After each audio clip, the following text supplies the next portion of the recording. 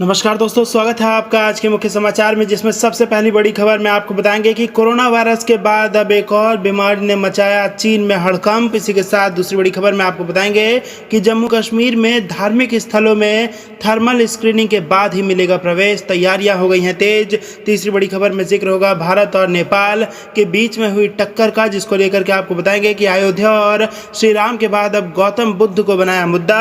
और इसी के साथ राजस्थान के सियासी संकट के बारे में भी आपको बताने वाले हैं। बड़ी खबर आज के मुख्य समाचार के तहत आपको बताएंगे। दोस्तों, दिन भर की चुनी हुई खबरें हैं, लेकिन उससे पहले आप हमारे लिए इस वीडियो को लाइक कर लीजिए और इस लाल बटन को दबा के इस चैनल को फ्री में सब्सक्राइब करके घंटी बजा दीजिए और कमेंट में लिख दीजिए जय हिंद। दोस्तों, रुक करते हैं पहली बड़ी खबर की तरफ, जिसमें आपको बताएं कि कोरोना वायरस के बाद अब बैक्टीरिया से फैलने वाली बीमारी से चीन में मचा है हड़कंप और इसके लक्षण और उपाय हम आपको बताने जा रहे हैं। दरअसल दोस्तों, दुनिया भर में कोरोना वायरस से संक्रमण के मामले बढ़ते जा रहे हैं। पूरे विश्व में अब तक इससे 1,98,00,000 से ज़्यादा लोग संक्रमित हो चुके हैं, जबकि 7,29,000 से ज़्यादा लोगों की यहां पर जान जा चुकी है। यह आंकड़ा लगातार बढ़ भी रहा है। ऐसे में चीन में एक नई बीमारी के फैलने से हड़कंप मच गया है। एक ही हफ्ते में 2 जान जाने के बाद यहां के स्वास्थ्य अधिकारियों की नींद उड़ गई है। जिस जगह पर इस बीमारी की वजह से मरीजों की मौत हुई, उसे पूरी तरह सील कर दिया गया है और उसके संपर्क में आए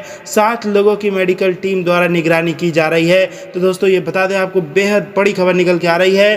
कोरोना के बाद अब एक और बीमारी दुनिया को परेशान कर सकती है। रुक करते हैं अगली बड़ी खबर की तरफ, जो कि जम्मू कश्मीर से आ रही है। धार्मिक स्थलों में थर्मल स्क्रीनिंग के बाद ही अब मिलेगा प्रवेश, जिसको लेकर के हो गई है तैयारियां तेज। जी हाँ दोस्तों, आपको बता दें कि प्रदेश में 16 अगस्त से सभी धार्मिक स्थलों में आम लोगों को प्रवेश मिलेगा। मंदिर प्रबंधक समितियों ने श्रद्धालुओं के स्वास्थ्य निरीक्षण और सोशल डिस्टेंसिंग की व्यवस्थाएं करानी शुरू कर दी हैं। धार्मिक स्थलों पर आम लोगों के प्रवेश को लेकर प्रदेश सरकार अलग से दिशा निर्देश जारी करेगी। प्रदेश सहित जम्मू शहर में पिछले 4 महीने से धार्मिक स्थल आम लोगों के लिए बंद है। 4 अगस्त को जारी गाइडलाइन में प्रदेश में 16 अगस्त से सभी धार्मिक स्थलों को आम लोगों के लिए खोलने की इजाजत दी गई है। दरअसल दोस्तों, अगस्त के दूसरे पखवाड़े के शुरू होते ही मंदिरों के द्वार आम श्रद्धालुओं के लिए भले ही खुल जाएंगे, लेकिन श्रद्धालु मंदिर की घंटी को छू नहीं पाएंगे। इसके लिए विशेष निर्देशन दिए जाएंगे और सामान्य तौर पर ज्यादातर श्रद्धालु मंदिर में दर्शन के दौरान आते और जाते घंटी बजाकर गुजरते हैं, जिस पर अब रोक लग सकती है। रुक करते हैं अगली बड़ी खबर की तरफ। क्या चाहता है आखिरकार नेपाल? अयोध्या और श्री राम के बाद अब गौतम बुद्ध को बना दिया है मुद्दा। जी हाँ दोस्तों, नेपाल की माने तो भारत के साथ लड़ने को हमेशा तैयार है। नेपाल के विदेश मंत्रालय ने भारतीय विदेश मंत्री एस जयशंकर के एक बयान पर तीखी प्रतिक्रिया दी है, जिसमें उन्होंने महात्मा बुद्ध को भारतीय बताया था। रविवार को जारी एक बयान में नेपाली विदेश मंत्रालय ने कहा कि यह एक ऐतिहासिक और पुरातात्विक सबूतों द्वारा सिद्ध सर्वविदित तथ्य है कि गौतम बुद्ध का जन्म नेपाल के लुम्बिनी में हुआ था। बता दें कि जयशंकर ने शनिवार को एक वर्चुअल कार्यक्रम में दावा किया था कि बुद्ध भारतीय थे। बयान में कहा गया कि यह ऐतिहासिक और पुरातात्विक साक्ष्यों से सिद्ध और सुस्थापित तथ्य है कि गौतम बुद्ध का जन्म नेपाल के लुम्बिनी में हुआ था। बुद्ध की जन्मस्थली और बौद्ध धर्म की उत्पत्ति स्थली लुम्बिनी यूनेस्को की वैश्विक धरोहर में से एक है। मंत्रालय ने प्रधानमंत्री नरेंद्र मोदी की 2014 में नेपाल यात्रा का उल्लेख भी किया, जिसमें मोदी ने कहा था कि नेपाल ऐसा देश है जहां विश्व शांति के प्रतीक बुद्ध का जन्म हुआ था। नेपाल के विदेश मंत्रालय ने कहा कि यही सच है कि बौद्ध धर्म समय के साथ नेपाल से दुनिया के अन्य हिस्सों में प्रसारित हुआ। बयान में कहा गया है कि यह मामला किसी विवाद या शक से परे है और यह बहस का मुद्दा नहीं हो सकता। पूरा अंतर्राष्ट्रीय समुदाय को इस बारे में पता है। वहीं नेपाल की तरफ से ये दूसरा बड़ा मुद्दा छेड़ा गया है, जो सीधे भारतीयों की भावनाओं से जुड़ा हुआ है। इससे पहले नेपाल के प्रधानमंत्री केपी शर्मा ओली ने विवादित बयान देते हुए भारतीय अयोध्या को नकली बताते हुए कहा था कि असली अयोध्या नेपाल में है। इनके इस बयान की नेपाल में भी तीखी आलोचना हुई थी। अब नेपाल ने गौतम बुद्ध को लेकर अनावश्यक विवाद छेड़ने की कोशिश की है। दोस्तों, अयोध्या में प्रभु श्री राम के बाद अब गौतम बुद्ध को लेकर नेपाल नया विवाद छेड़ रहा है। रुक करते हैं अगली बड़ी खबर की तरफ, जो कि राजस्थान के सियासी संकट से आ रही है। विधायक दल की बैठक में सीएम अशोक गहलोत ने कहा कि हमारी जीत तो हो चुकी है। जी हाँ दोस्तों, आपको बता दें कि राजस्थान में जारी सियासी लड़ाई के बीच रविवार शाम जैसलमेर में कांग्रेस विधायक दल की बैठक हुई। होटल सूर्यगढ़ में चली इस बैठक में मुख्यमंत्री अशोक गहलोत समेत तमाम विधायक और बड़े नेता मौजूद थे और विधायकों को संबोधित करते हुए अशोक गहलोत ने कहा कि हमारी जीत हो चुकी है, हम कोरोना की जंग भी जीतेंगे और उन्होंने कहा कि जनता के हित में अपमान भी हमें सहना पड़ेगा। वहीं विधायकों द्वारा पायलट कैंप के खिलाफ कार्रवाई की मांग पर राजस्थान के कांग्रेस प्रभारी ने कहा कि सचिन पायलट कैंप के लिए कांग्रेस के दरवाजे बंद हो चुके हैं। उन्होंने कहा कि हाईकमान के सामने पायलट और बागियों की पैरवी नहीं की जाएगी। बैठक में मौजूद कांग्रेस के राष्ट्रीय प्रवक्ता रणदीप सुरजेवाला ने बीजेपी पर हमलावर होते हुए कहा कि उसने अपने नेता वसुंधरा राजे को सम्मान नहीं दिया। जिस बीजेपी ने वसुंधरा राजे जैसी वरिष्ठ नेता को सम्मान नहीं दिया, वो बागी विधायकों का क्या सम्मान करेगी। उन्होंने कहा कि बीजेपी ने अपने आदिवासी विधायकों का अनादर किया है।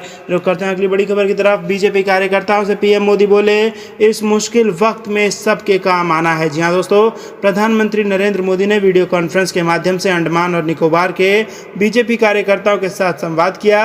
उन्होंने अपने संबोधन में कहा कि देश की आज़ादी के आंदोलन को धार देने वाली वीर सावरकर और नेताजी सुभाष चंद्र बोस जैसे आज़ादी के अनेक तपस्वियों से जो धरती जुड़ी है, ऐसी पुण्य स्थली में को मैं वंदना करता हूं। पीएम मोदी ने कहा कि सेवा और समर्पण के संस्कारों को हमें समृद्ध करना है, आगे बढ़ना है। बीमारी हो या व्यापार कारोबार, हर समस्या से निपटने के लिए हम जुटे हुए हैं। रुक करते हैं अगली बड़ी खबर की तरफ। आईसीसी रैंकिंग में कोहली दूसरे नंबर पर बरकरार, वोक्स ने लगाई लंबी छलांग। जी हाँ दोस्तों, भारतीय कप्तान विराट कोहली अंतर्राष्ट्रीय क्रिकेट परिषद द्वारा रविवार को जारी नवीनतम रैंकिंग में टेस्ट बल्लेबाजों की सूची में दूसरे स्थान पर काबिज हैं, जबकि इंग्लैंड और पाकिस्तान के बीच शनिवार को खत्म हुए पहले टेस्ट मैच में शानदार प्रदर्शन करने वाले क्रिस वोक्स और शान मसूद ने लंबी छलांग लगाई है। बल्लेबाजों की सूची में शीर्ष पर ऑस्ट्रेलिया के स्टीव स्मिथ, दूसरे स्थान पर विराट कोहली और तीसरे स्थान पर न्यूजीलैंड के केन विलियमसन पहले की तरह बने हुए हैं। शीर्ष 10 बल्लेबाजों में चेतेश्वर पुजारा 8वें स्थान पर और अजिंक्य रहाणे 10वें स्थान पर हैं और ये अपने पहले की रैंकिंग पर बरकरार हैं। रुक करते हैं अगली बड़ी खबर की तरफ। शिवसेना का नीतीश कुमार पर हमला, सुशांत सिंह राजपूत को बिहार ने नहीं बल्कि मुंबई ने दिलाई शोहरत। जी हाँ दोस्तों, एक्टर सुशांत सिंह राजपूत मामले में सीबीआई जांच को लेकर बिहार और महाराष्ट्र सरकार में खींचतान जारी है। महाराष्ट्र की सत्ताधारी पार्टी शिवसेना ने सीबीआई जांच की सिफारिश को लेकर बिहार के मुख्यमंत्री नीतीश कुमार पर निशाना साधा है। शिवसेना के मुखपत्र सामना में छपे एक लेख के मुताबिक बिहार सरकार को सुशांत सिंह राजपूत के मामले में हस्तक्षेप नहीं करना चाहिए।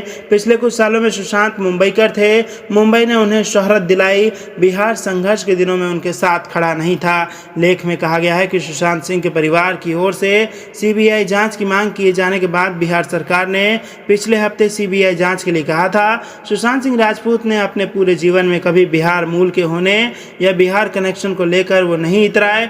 सुशांत सिंह राजपूत के परिवार की ओर से सुशांत की दोस्त रिया चक्रवर्ती के खिलाफ केस दर्ज करवाने के बाद बिहार सरकार इस मामले में आई। वहीं सामना में लेख में कहा गया कि बिहार पुलिस इंटरपोल नहीं है, मुंबई पुलिस मामले में जांच कर रही है और किसी दूसरे राज्य को इसमें शामिल नहीं होना चाहिए। दोस्तों, ये थी दिन भर कुछ बेहद जरूरी और बड़ी खबरें। उम्मीद है आपको खबरें पसंद आई होगी। जाने से पहले आप इस वीडियो को लाइक करके चैनल को सब्सक्राइब करके घंटी जरूर बजाएं और अपने दोस्तों तक इस न्यूज़ को शेयर करें। रोज इसी प्रकार की खबरें आपके लिए लाते रहेंगे। अंत तक बने रहने के लिए बहुत बहुत धन्यवाद। देख रहे थे आपका अपना चैनल। जय हिंद।